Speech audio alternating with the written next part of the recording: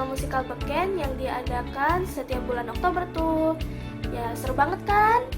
Nah, jadi aku sih paling suka sama drama musikal beken yang tahun 2018 ya, karena pas itu juga jadi pemeran utama pertama kali, jadi Madam Merlin. Nah, jadi kesan aku sama drama musikal beken sih seru ya, apalagi pas latihan, pas tampil juga, jadi udah nervous nih, kita didoain, disemangatin, dan yang penting itu kita bisa jadi berkat dan acaranya sukses ya.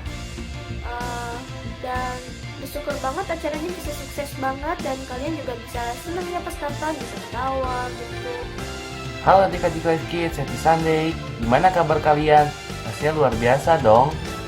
Nah, aku mau nanya nih, kalian masih ingat gak drama musikal beken yang biasa diadakan setiap bulan Oktober? Pastinya seru banget ya. Kesan-kesan aku selama pernah ikut drama musikal beken, pastinya mempunyai lebih banyak teman. Terlebih lagi dengan talentaku ini, aku bisa melayani Tuhan. Nah, ayo adik-adik Live Kids, persiapkan diri kalian untuk menyambut Beken 2021 yang akan mendatang. Dan tetap semangat ya. God bless you all. Kamu masih ingat drama musikal beken nggak? Iya, inget dong. Masih dong.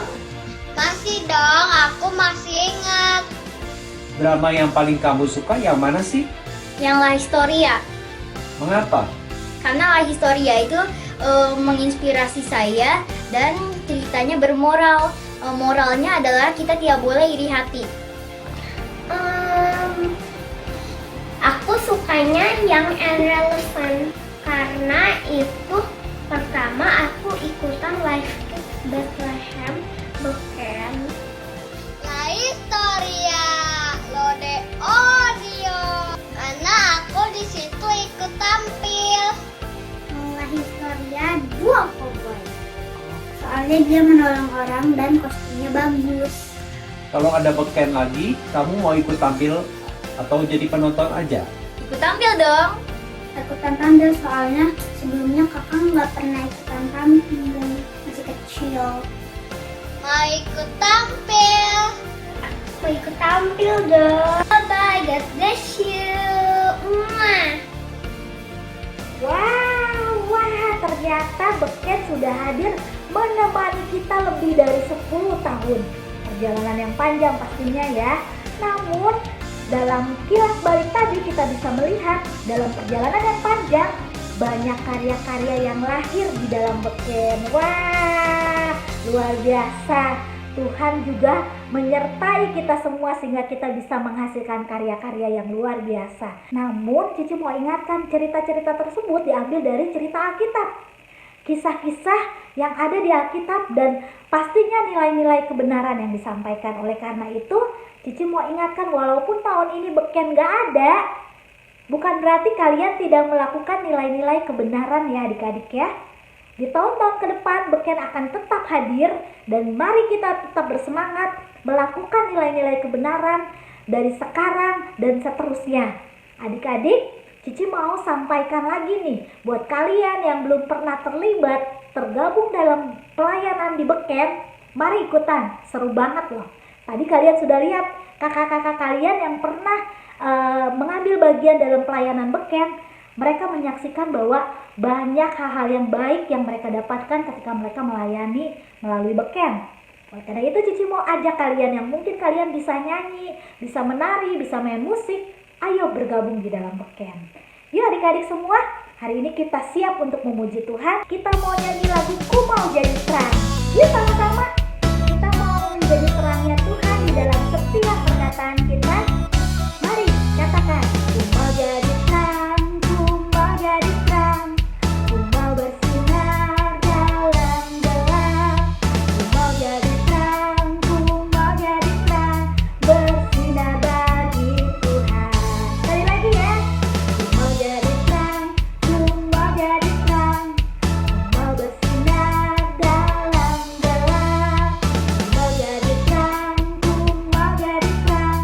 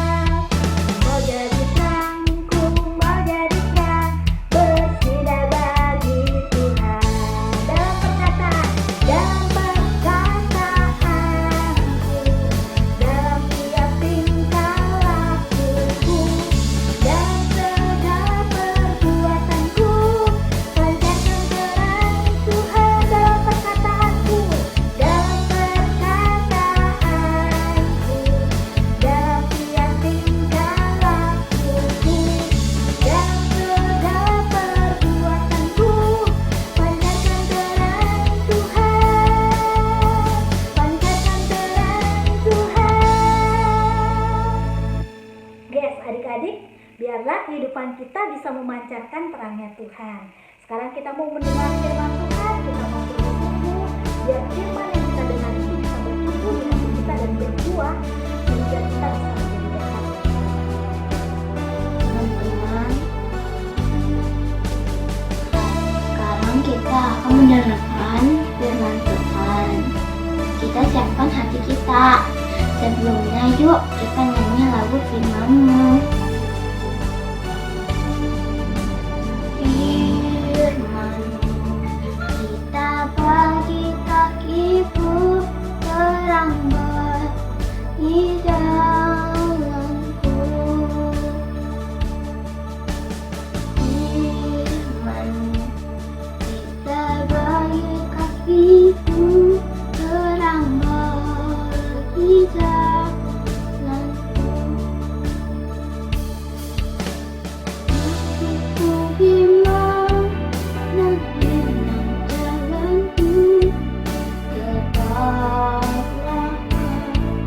di sisiku.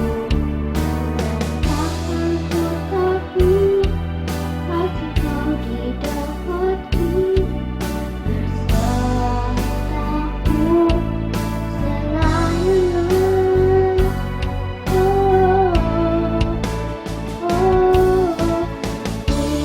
Firman-Mu kita bagi kakiku, terang bagi jalanku. Firman-Mu kita bagi kakiku, terang bagi jalanku.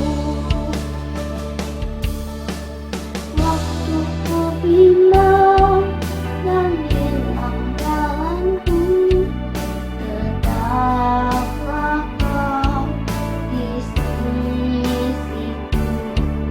Dan takkan ku takut, asal Kau di dekatku, bersamamu selamanya.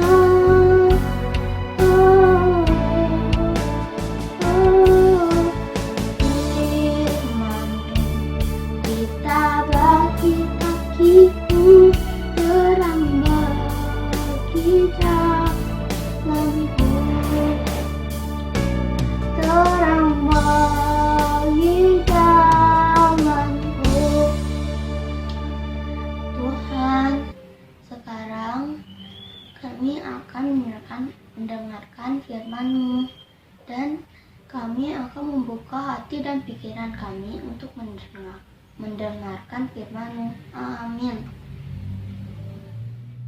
Oke, shalom adik-adik. Senang Cici Ani bisa bertemu kembali dengan kalian semua. Nah, kali ini Cici Ani akan membawakan suatu firman Tuhan yang Cici kasih bocoran ya. Nah, kalau suatu kata yang kalau dibaca dari depan dan dari belakang itu sama. Nah, kira-kira apa? Ya, betul adik-adik, yaitu kata taat. Iya, taat. Nah, adik-adik, sebelum Cici Ani cerita lebih dalam lagi, Cici Ani mau ngajak semua kita main games ya, satu buah games ya. Tapi ada aturannya adik-adik. Aturannya adalah kalian melakukan sesuatu apa yang Cici perintahkan melalui kata-kata Cici gitu. Tapi jangan melakukan sesuatu dari apa yang Cici gerakan atau lakukan. Jadi kalian hanya melakukan apa sesuai dengan apa yang Cici katakan. Contohnya yuk kita latihan dulu ya. Misalnya gini ya. Oke, Cici Ani akan bicara, akan katakan dan juga akan gerakan. Oke. Rentangkan tangan ke depan. Tepuk tangan. Turunkan tangan. Angkat tangan ke atas. Turunkan tangan. Ngerti ya adik-adik ya? Gitu ya. Oke ya, kita akan mulai ya. Oke, dengarkan ya aturannya. Ingat-ingat bahwa kalian melakukan apa yang Cici katakan, bukan apa yang Cici perbuat atau gerakan ya. Oke, kita mulai. pegang telinga, pegang mata, pegang mulut, pegang bahu, pegang perut. Nah, adik-adik, ada yang salah kah? Ya, oke. Mungkin ada yang benar ya, megang perut ya, atau ada juga mungkin yang salah, melakukan apa yang gerakannya seperti yang Cici lakukan, yaitu pegang kepala, gitu. Ada yang seperti itu. Nah, padahal Cici bilang tadi harus taat ya, dengarkan apa yang Cici lakukan, apa yang Cici katakan. Taat itu apa ya? Nah, taat, kebanyakan orang nih kalau dengar khotbah tentang taat itu agak pikirannya nih akan berpikir, wah paling larangan ini, larangan itu, gak boleh ini, gak boleh itu, harus melakukan ini, harus melakukan itu, gitu ya. Orang lebih senang mendengarkan khotbah tentang berkat, keberhasilan, kesembuhan, pemulihan. Ya benar nggak adik-adik? Nah, padahal ya adik-adik, bahwa semua itu yaitu berkat, kepandaian, hikmat, keberhasilan, pemulihan, semua itu merupakan dampak dari ketaatan kita akan firman Tuhan. Nah, oleh sebab itu hari ini kita mau belajar, wah apa ya taat itu, dan apa dampaknya ya kalau taat, dan apa dampaknya kalau tidak taat. Adik-adik tahu nggak, di akhir zaman ini banyak anak-anak yang tidak taat pada orang tua, pada guru di sekolah. Banyak karyawan mungkin yang bertengkar dengan atasannya dengan tidak mentaati karena tidak mentaati aturan, atau orang-orang yang tidak taat akan firman Tuhan dengan semena-mena, dengan entengnya berbuat dosa, melanggar firman Tuhan. Apakah kita termasuk salah satu di antara mereka?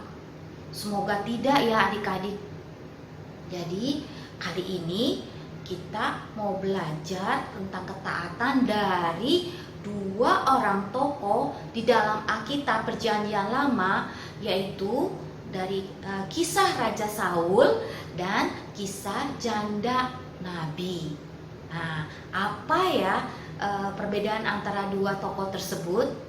Untuk lebih lanjut lagi, kita lihat yuk, kita simak video berikut ini. Ketaatan mudah dikatakan, sulit dilakukan. Adik-adik, pagi ini kita akan belajar mengenai ketaatan dari dua orang tokoh di dalam Alkitab Perjanjian Lama, yaitu dari Raja Saul, dan satu orang lagi adalah seorang janda Nabi. Kita akan belajar bagaimana ketaatan dan tidak taat dari dua orang tokoh tersebut dan dampaknya bagi mereka. Yuk kita kupas satu-satu. Yang pertama-tama adalah cerita mengenai Raja Saul. Raja Saul ini kisahnya diambil dari 1 Samuel 15 ayat 2 sampai 28. Saul telah diutus dan diurapi Tuhan melalui Nabi Samuel untuk menjadi Raja Israel. Tugas yang diberikan Tuhan kepada Saul adalah mengalahkan orang Amalek, karena orang Amalek menghalangi orang Israel ketika mereka pergi dari Mesir. Apa yang dimiliki oleh Raja Saul untuk memerangi orang Amalek? Yaitu Raja Saul memiliki 200.000 pasukan dan 10.000 orang Yehuda. Perintah apa yang diberikan Tuhan kepada Raja Saul? Tumpaslah orang Amalek, bunuh semuanya, besar kecil, laki perempuan, termasuk ternak-ternaknya. Apakah Raja Saul mentaatinya? Ya, Raja Saul memang menumpas bangsa Amalek. Tetapi adik-adik, tidak semua loh. Ternyata Raja Saul membiarkan Raja Amalek, yaitu Raja Agag, tetap hidup, serta membawa pulang hewan ternak yang terbaik dengan alasan ternak tersebut akan dipersembahkan sebagai korban bakaran bagi Tuhan. Menyogok Tuhan itu namanya ya. Artinya apa? Saul tidak taat pada firman Tuhan melalui Nabi Samuel. Apa akibatnya?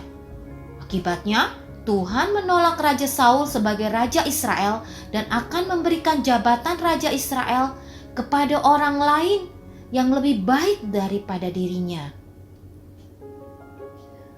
Lalu, bagaimana mengenai kisah satu orang lagi, yaitu seorang janda nabi?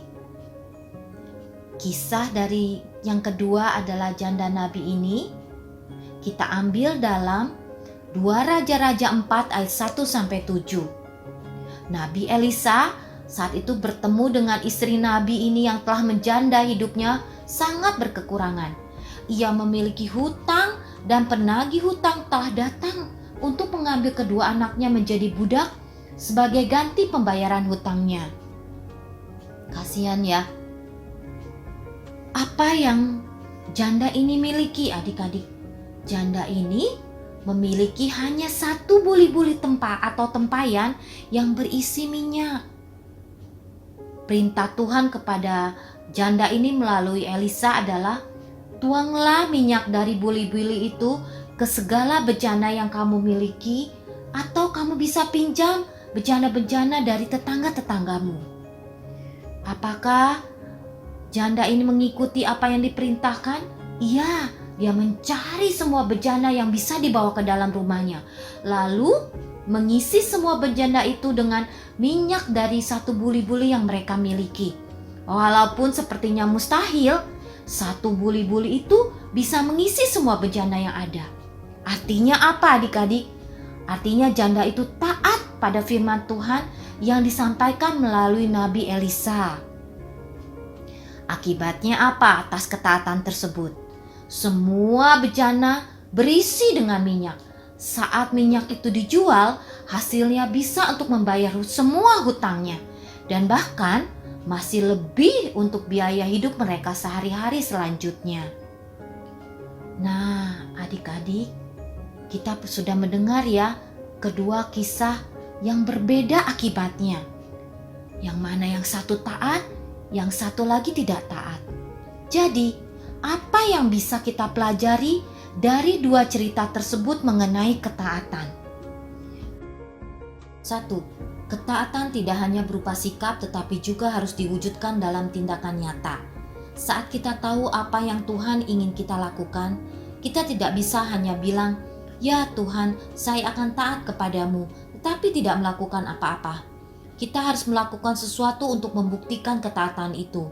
Janda nabi itu harus berusaha mencari bejana dan menuangkan minyak dari buli-bulinya untuk memenuhi semua bejana yang dengan minyak yang bisa dijualnya. Walaupun menurut pikiran manusia sepertinya mustahil minyak dari sebuah buli-buli itu bisa memenuhi semua bejana, namun ia tetap taat melakukannya. Kedua, ketaatan membuka berkat dan menyatakan kemuliaan Tuhan, sedangkan ketidaktaatan menutup berkat Tuhan dan mendatangkan penderitaan. Ketaatan janda tersebut membawa berkat bagi keluarganya dan nama Tuhan dipermuliakan. Sebagai keluarga seorang nabi atau hamba Tuhan, ia bisa menunjukkan pada lingkungannya bahwa Tuhan tetap sanggup memelihara mereka walaupun sang kepala keluarga sudah meninggal. Sedangkan ketidaktaatan Saul membuat dia ditolak Tuhan menjadi Raja Israel. Tuhan telah menetapkan bahwa jabatan Saul akan segera diganti dengan orang lain yang lebih baik daripada dirinya.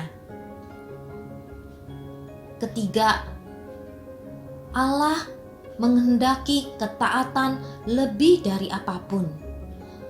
Walaupun Saul mengemukakan berbagai alasan untuk membenarkan tindakannya, membawa pulang Agag dan ternak-ternak terbaik orang Amalek, tetapi Saul menjawab dalam 1 Samuel 15 ayat 22 dan 23, "Apakah Tuhan itu berkenan kepada korban bakaran dan korban sembelihan sama seperti kepada mendengarkan suara Tuhan? Sesungguhnya mendengarkan lebih baik daripada korban sembelihan, memperhatikan lebih baik daripada lemak domba-domba jantan, sebab pendurhakaan adalah sama seperti dosa bertenung dan kedegilan adalah sama seperti menyembah berhala dan terafim." Jadi adik-adik, ketidaktaatan adalah dosa yang sangat serius di mata Tuhan. Ketidaktaatan adalah awal terjadinya semua dosa dan kejahatan, mulai dari ketidaktaatan Lucifer kepada Allah, ketika ketidaktaatan Adam dan Hawa di Taman Eden, sampai ketidaktaatan manusia di akhir zaman ini. Sebaliknya, Allah sangat berkenan kepada anaknya, yaitu Tuhan Yesus, karena ia adalah contoh sempurna dari ketaatan. Dikatakan dalam Filipi 2 ayat 8 bahwa Yesus telah merendahkan dirinya dan taat pada kehendak Bapanya sampai mati, bahkan mati di kayu salib. Sekarang kita baca ayat hafalan kita kali ini ya. Ada dalam 1 Samuel 15 ayat 22. Sesungguhnya mendengarkan lebih baik daripada korban sembelihan, memperhatikan lebih baik daripada lemak domba-domba jantan. Sekali lagi ya. 1 Samuel 15 ayat 22. Sesungguhnya mendengarkan lebih baik daripada korban sembelihan, memperhatikan lebih baik daripada lemak domba-domba jantan. Nah, adik-adik, bagaimana? Kita sudah lihat video tadi. Kita sudah belajar dari 2 kisah, Raja Saul dan dari seorang janda nabi. Ada 3 hal mengenai ketaatan yang kita bisa pelajari. Yang pertama, bahwa ketaatan tidak hanya berupa sikap, tetapi diwujudkan dalam bentuk perbuatan nyata.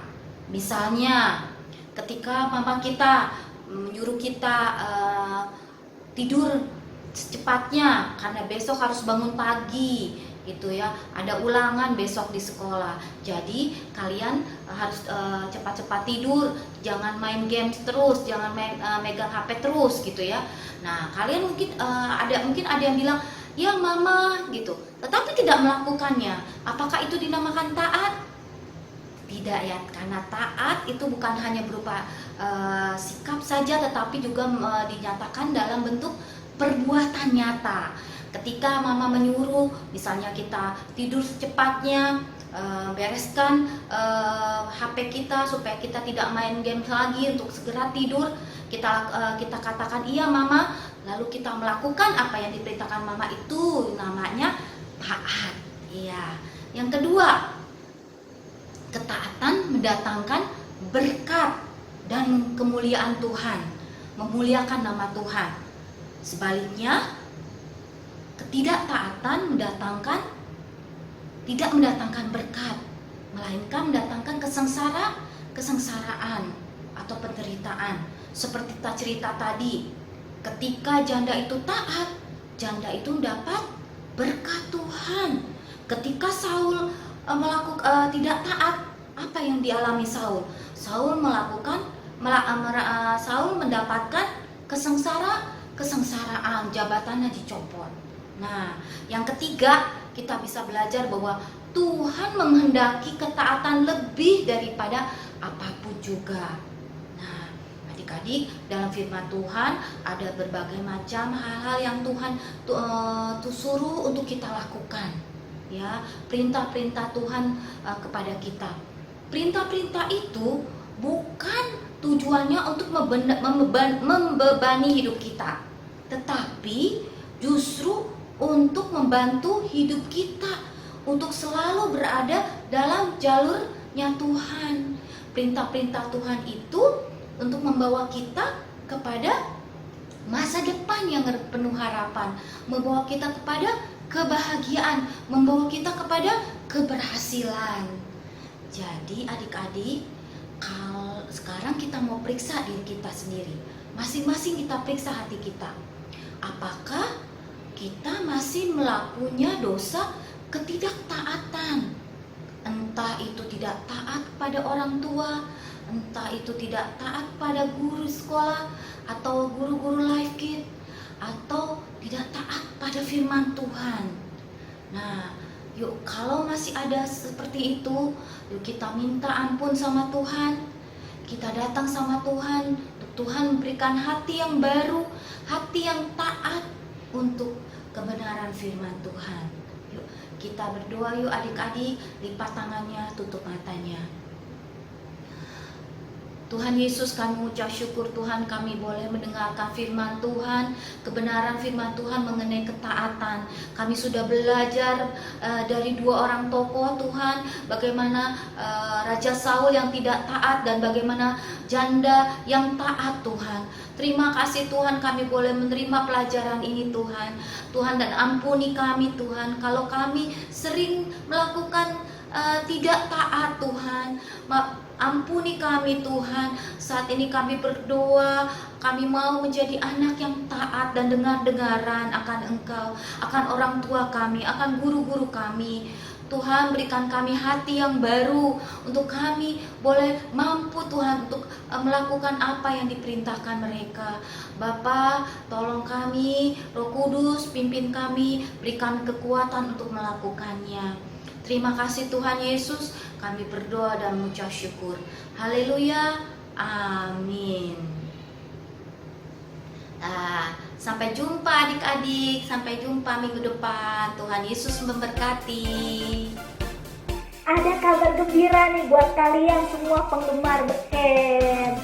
Mungkin kalian tahu Beken tahun ini nggak bisa tayang, dan jangan bersedih hati, Live Kids akan mengadakan satu acara yang begitu menarik supaya kalian bisa mengingat kembali Beken yang pernah tampil di tahun-tahun yang sudah lama.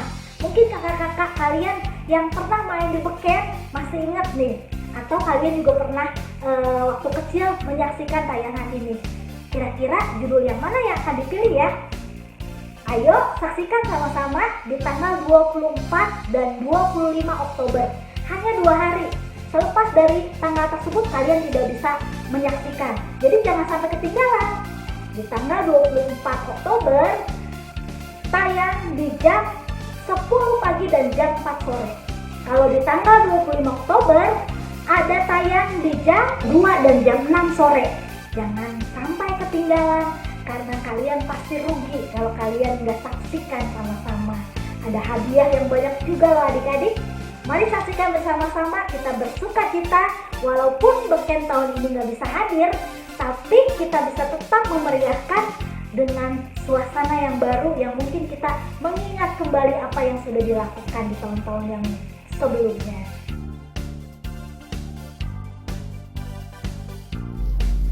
Hai teman-teman, jumpa lagi di Kids News. Aku mau ngingetin teman-teman untuk memberikan persembahan di kotak atau amplop yang ada di rumah kalian masing-masing, atau menggunakan QR code dengan bantuan Mapapa.